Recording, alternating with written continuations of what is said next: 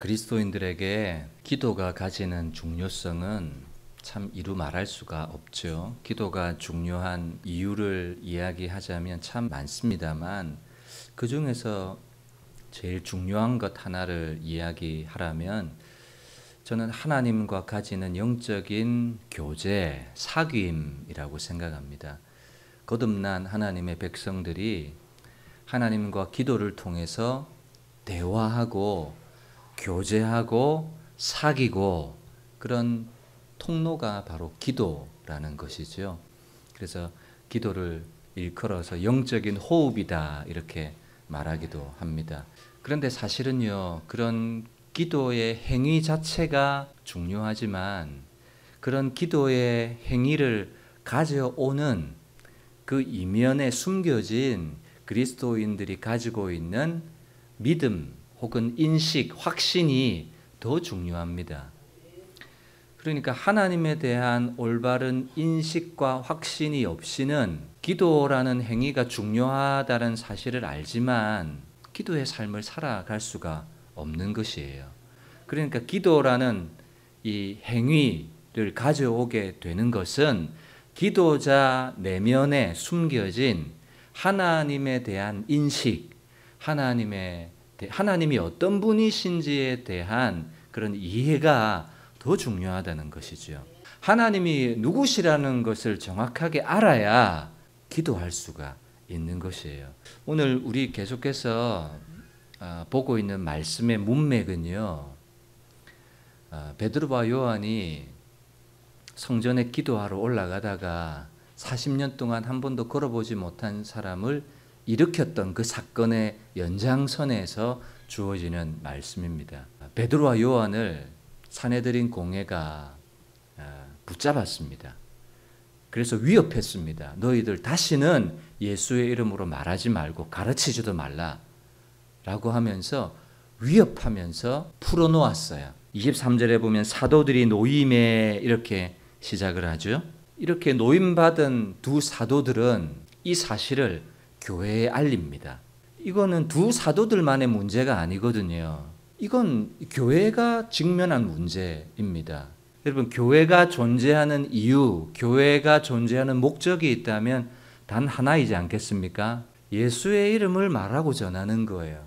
그런데 산헤드린 공회가 예수의 이름으로 말하지도 말고 가르치지도 말라. 이건 교회가 위협을 당하는 거거든요. 위기를 만났죠, 교회는. 위기를 당하면 대부분 사람들은 당황을 합니다. 그리고 서로 다투기도 하고 이렇게 해야 맞다, 저렇게 해야 하는 것이 맞다, 이렇게 자기의 소리를 내기도 하지만 오늘 본문이 보여주는 교회의 모습은 제일 첫 번째로 말하고 있는 것이 뭔가 하면 24절, 그들이 듣고 한 마음으로 이렇게 이야기를 하죠. 이야기를 듣고 뭐합니까? 한 마음으로, 한 마음을 가졌다는 거죠. 여러분, 위기 때 교회는요, 걱정하거나 다투거나 싸우는 것이 아니라 한 마음으로 기도하는 것이에요. 이건 너무 단순한 진리인 것 같은데요, 이건 너무너무 중요한 교회의 태도입니다. 여러분, 우리 예수 믿는 우리 자신이 교회지 않습니까? 우리 인생을 살아가면서도 위기를 만납니다. 어려운 일을 당합니다. 가정에도 마찬가지예요. 가정에도 어려움이 옵니다. 위기가 옵니다. 그러면 어떤 태도를 가지고 있고 어떤 자세를 취하고 있는지 한번 봐야 돼요.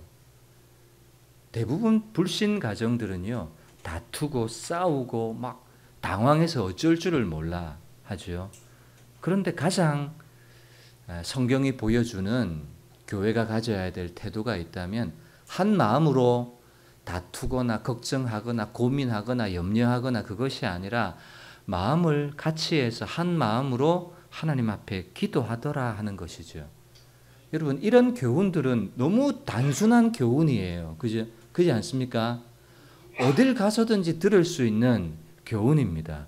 그러나 이런 삶을 살아가는 것은 우리가 아는 쉬운 내용이지만 이 내용대로 우리가 살아가기란 쉽지 않은 것 같아요. 성도들 삶의 위기가 팍 오게 되면요, 성도들이 제일 놓아버리는 것이 뭔가 하면 기도의 시간을 먼저 탁 놓아버리거든요. 예배의 시간을 먼저 탁 놓아버리거든요. 그래서 여러분들이 이 말씀을요, 귀담아 잘 들었으면 좋겠어요. 여러분들도 가정에, 사업장에, 여러분들 육체에 오늘 본문의 교회가 당한 것과는 내용은 다를지 모르지만 질병의 문제, 경제적인 문제, 관계의 문제, 여러 위기가 딱 생기면 기도의 시간을 놓거나 예배의 시간을 놓아서는 안 돼요. 그것이 오늘 본문이 보여주는 교회가 가져야 될 가장 중요한 태도예요. 한 마음으로 하나님께 소리를 높여 기도하는 이런 태도는요, 저와 여러분들이 놓쳐서는 안 되는 아주 중요한 영적 태도라는 사실을 꼭 기억하셨으면 좋겠습니다. 그리고 살아내셨으면 좋겠습니다. 때로는 그것이 밖에 나가서 사람을 만나고 일을 처리하고 하는 것보다 더 더디게 느껴지는, 아무런 소용이 없는 것처럼 느껴질 때가 있지요. 그렇지만 여러분, 믿음은 그것이 아닙니다. 가장 먼저 그들이 듣고 한 마음으로 하나님께 소리를 높여 기도하는 거죠. 그죠? 근데 뭐가 없이는, 하나님이 어떤 분이신지에 대한 믿음이 없이는요, 기도의 자리 꾸준하게 서지를 못해요. 그래서 한 마음으로 마음을 같이 해서 기도를 하는데, 기도하는 자체도 중요하지만요, 오늘 여러분들과 나눌 것은 이 기도를 가능하게 하는 그 기도자 이면에 보이지 않는 이 교회가 가지고 있는 믿음, 하나님이 어떤 분이시라는 사실에 대한 믿음이 더 중요한 거예요. 기도의 행위 자체도 중요하지만 그 기도의 행위가 가능할 수 있는 그 내면의 하나님에 대한 믿음과 인식이 더 중요하다. 자, 기도하고 있는데 뭐라고 지금 기도하고 있습니까? 24절 소리를 높여 이르되 시작. 대주제여 천지와 바다와 그 가운데 만물을 지은 이시오. 하나님 앞에 기도하는데 하나님을 어떻게 인식하고 있어요? 하나님을 뭐라고 부르고 있어요? 대주제여라고 부르고 있어요. 대주제여. 그리고 천지와 바다와 그 가운데 만물을 지으신 이시오. 이 말은 무슨 말입니까? 간단하게 얘기하면 창조주라는 말이잖아요. 창조주라는 말과 대주제라는 말, 이건 서로 다른 표현인 것 같지만요, 이것도 하나로 딱 묶어버리면 무슨 의미이겠습니까? 대주제라는 말 뭐예요? 하나님이 이 모든 것의 주인이십니다라는 거예요. 하나님이 이 모든 사건의 배후에 있는 통치자이십니다라는 거예요. 하나님이 주인이시고 하나님이 통치자이시고 하나님이 주권자이시다라는 말은 지금 이 초대교회가 위협을 만났고 위기를 당했지만 이 위기 배후에는 누가 계시다는 거예요. 이 위기 배후에는 하나님이 주권자시다, 하나님이 주인이시다, 하나님이 통치자로서 하나님이 지금 다스리고 계시다라는 믿음이 있거든요. 그러니까 중요한 것이 뭡니까? 지금 초대교회가 마음을 같이 해서 기도했다, 이것도 중요하지만 이런 기도가 가능하게 된 초대교회가 가지고 있는 믿음과 신앙이 더 중요하다, 그 말이에요.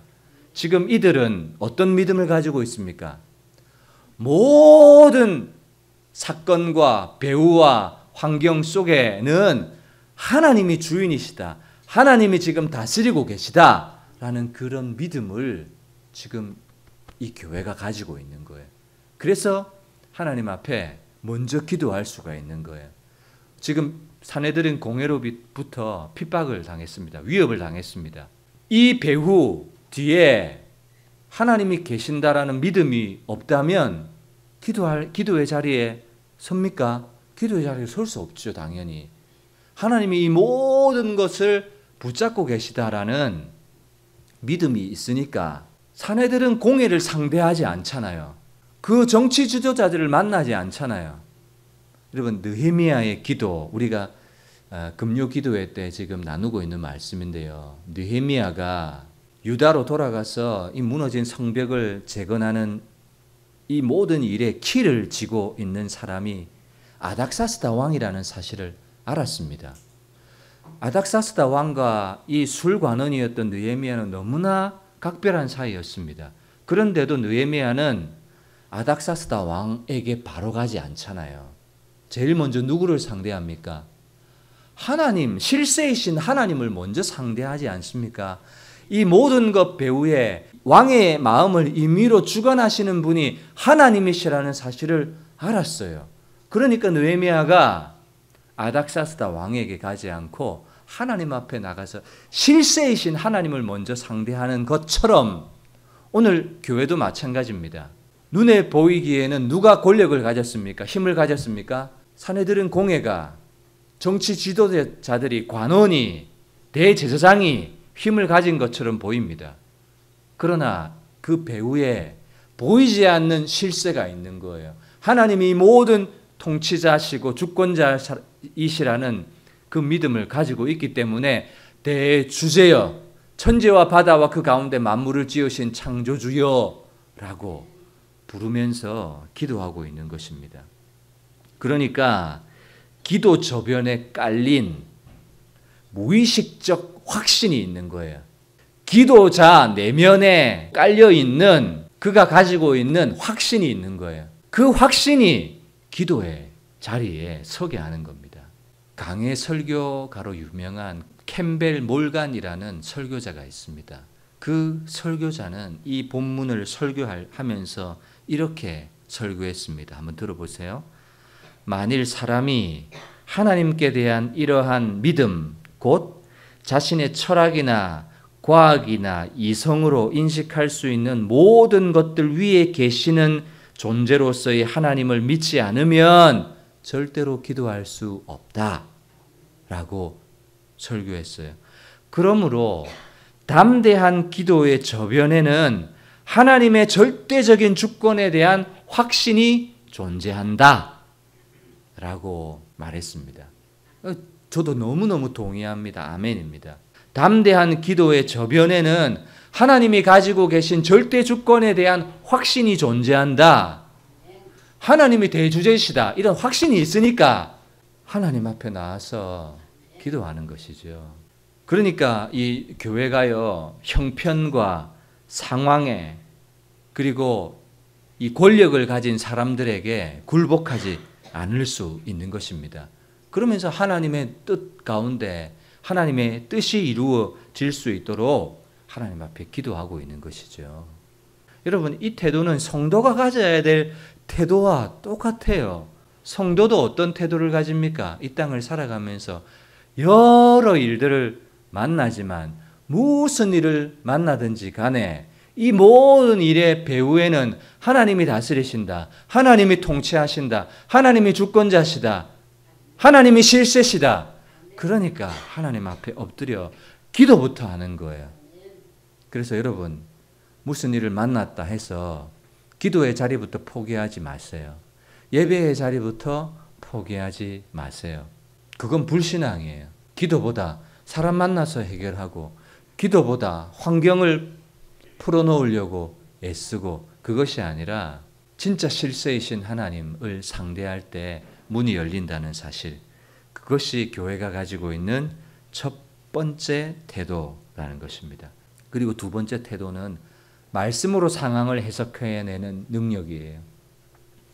예수님이 십자가에 달려 죽으신 것도 다윗의 입을 통해서 예언되어진 말씀대로 그대로 이루어진 것이다. 오늘 우리 교회가 당하는 이 위기도 예수님께서 교회에 일어날 일들을 미리 예언해 주셨기 때문에 우리가 지금 위기와 핍박을 당하는 것이 마땅하지 않냐. 그러니까 말씀으로 상황을 해석해내면서 하나님의 뜻대로 교회가 기도하니까 하나님이 교회 위에 새로운 힘을 부어주시는, 여러분, 제가 아까 기도할 때도 그리스도인들이 가져야 될 신앙의 가장 기본적인 기본기가 있는데 그것이 제가 뭐라고 했습니까? 기도와 말씀이라고 했죠. 오늘 본문에서 보여주는 태도도 마찬가지예요. 기도와 말씀이 기본기예요. 기본기. 초대교회가 무엇으로 지금 이 위기를 극복해내고 있습니까? 기도와 말씀으로 위기를 극복해내고 있는 거예요. 신앙의 기본기를 단단히 하시는 여러분들 되시기를 주님의 이름으로 축복합니다. 이 시간 들었던 말씀 기억하면서 하나님 앞에 한번 기도합니다. 초대교회가 사내들인 공회로부터 위협을 당했습니다. 그렇지만 그들 속에 가지고 있는 확신과 믿음이 기도의 자리로 나가게 했고, 말씀으로 해석하니까 하나님 마음에 합한 기도를 드리게 되었어요. 하나님, 우리에게 담대한 마음을 주셔서 복음을 지속적으로 전할 수 있게 해주세요. 여러분들 삶에 아마 치열한 일들이 일어날 것이라고 생각합니다. 그렇지만 여러분, 말씀으로 그거 사건들을요 바르게 해석해 보세요. 여러분들의 인생도 한번 바르게 해석해 보세요. 해석이 발라야 적용이 나오죠.